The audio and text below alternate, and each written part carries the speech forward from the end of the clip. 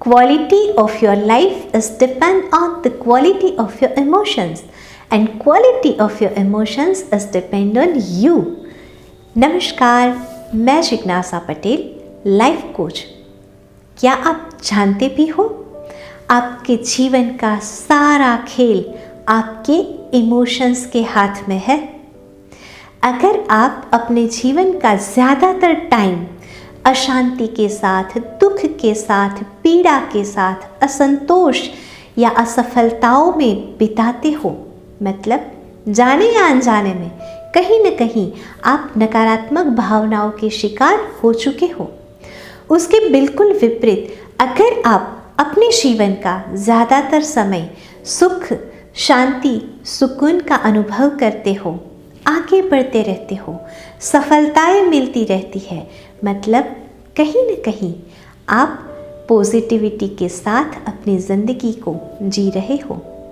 जी हाँ, हमारे पास चॉइस है कि हम अपने इमोशन का सिलेक्शन कर सकते हैं।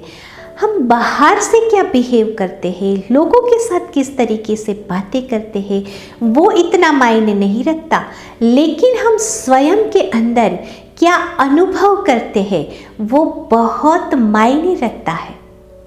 सुबह से लेकर शाम तक कितने सारे लोगों से मिलना होता है, कितनी सारी घटनाएं हमारे आसपास घटित होती रहती है।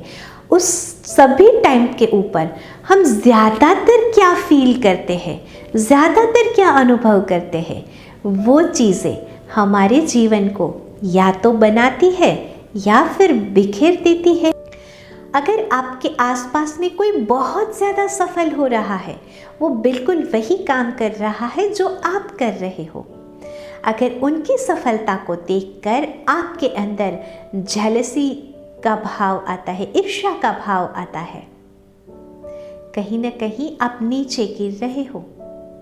उसके बजाय आप अपने अंदर प्रेरणा के भाव को तो भी जन्म दे सकते हो। उस इंसान से इंस्पिरेशन लेकर के मैं मेरी ज़िंदगी में कैसे आगे बढ़ूं, ये भी तो अनुभव कर सकते हो, ये भी तो सोच सकते हो। सोचो, अगर किसी ने आपके साथ कुछ बुरा बर्तन कर लिया, आपको कुछ भला बुरा कह दिया, तब आपका स्टेट ऑफ माइंड क्या होता है, आपकी फीलिंग, आपके इमोशंस क्या होते हैं। ज़्यादातर लोग जब तक सामने रिटर्न में कुछ नहीं देते तब तक उनको शांति नहीं मिलती है। मतलब गुस्सा, नफ़रत की भावना, बदले की भावना, ऐसे एक के बाद एक नकारात्मक भावनाओं की चेन शुरू हो जाती है। उसके बजाय आप अपने भीतर क्षमा के भाव को भी जगा सकते हो ना। क्षमा की भावना एक बहुत ही सुंदर आध्यात्मिक गुण भी है। सोच सकते हो कि वो इंसान अपने अज्ञानता के कारण, नासमझी के कारण मेरे साथ ऐसा बिहेव कर सकता है। उससे सामने वाले को कुछ नहीं फर्क पड़ेगा, लेकिन आपको बहुत बड़ा फर्क पड़ेगा। अगर आप बहुत लंबे टाइम से मेहनत कर रहे हो कुछ पाने के लिए और वो हासिल नहीं हो रहा है, तब ज़्यादातर लोग यही सोचते हैं, मेरे साथ ही ऐसा क्यों हो रहा है। उनके बजाय आप ये भी तो सोच सकते हो कि हमारा वो ऊपर वाला दोस्त मेरे लिए कुछ ज़्यादा विशेष निर्माण कर रहा है, इसलिए देर लग रही है। क्योंकि इन दोनों परिस्थितियों में हमारे परमात्मा के साथ का संबंध या कमज़ोर होगा या मजबूत होगा।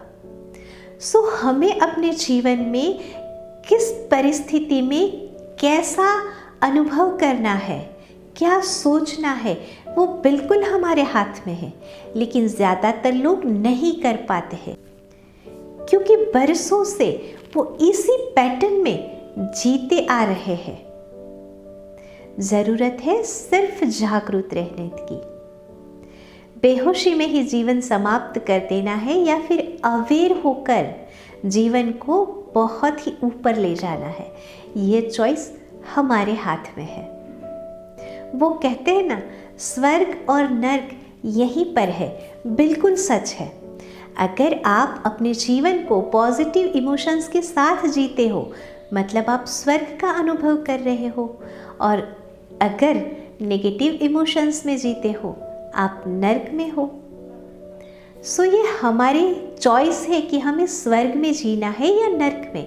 सभी लोग स्वर्ग को चूज़ करेंगे, लेकिन उसके लिए सबसे पहला कदम आपको जागरूक रहना पड़ेगा। जागरूक रहने के लिए आपको अपने ज्ञान का और ध्यान का स्तर बढ़ाना होगा। अगर आपने अपने ज्ञान के स्तर को बढ़ा लिया, ध्यान अपने आप बढ़ जाएगा। अगर ध्यान के स्तर को बढ़ा लिया, ज्ञान अपने आप बढ़ जाएगा, क्योंकि ध्यान और ज्ञान एक दूसरे के पूरक है। बहुत से लोग मुझे ये भी कहते हैं कि हम रेगुलर मेडिटेशन करते हैं, लेकिन फिर भी जीवन से परेशानियाँ, बीमारियाँ, तकलीफ़ें, रुकावटें ख़त्म ही नहीं होती। माय डियर फ्रेंड्स, बाहर की जो सिचुएशंस है वो आपके हाथ में नहीं है, लेकिन आपकी अंदर की सिचुएशन आपके हाथ में है। ये सब चीज़ें होते हुए भी ज़िंदगी को पूर्ण आनंद के साथ जीने के लिए आपको अपना ज्ञान और ध्यान बढ़ाना ही होगा। जीवन आपका है, फैसला भी आप ही को लेना है। हमेशा अच्छे फैसले लेते रहिए, सकारात्मक रहिए, खुश रहिए।